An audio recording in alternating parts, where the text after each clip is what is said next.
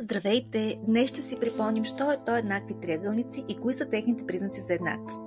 Нека разгледаме следните двойки фигури. На пръв поглед те изглеждат еднакви по големина, но дали наистина е така? Да, трябва да го докажем. Основно правило в математиката. Няма страшно. Нека, като за начало, да си припомним определението за еднаквост на триъгълниците. То гласи, че два триъгълника са еднакви, ако те имат съответно равни страни и съответно равни ъгли.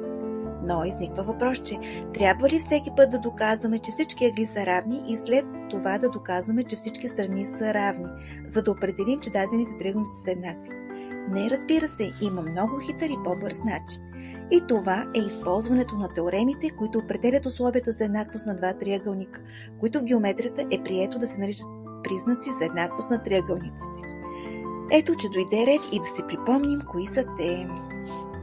Първи признак гласи, че ако две страни и ъгъл между тях на един триъгълник са съответно равни на две страни и друг ъгъл между тях, то двата триъгълника са еднакви.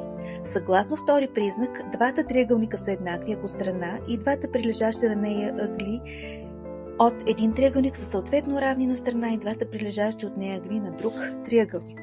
Според трети признак, два триъгълника са еднакви, ако и трите им страни са съответно равни. Четвърти признак гласи: два правоъгълни триъгълника са еднакви, ако катет и хипотенуза от един триъгълник са съответно равни на катет и хипотенуза от друг триъгълник.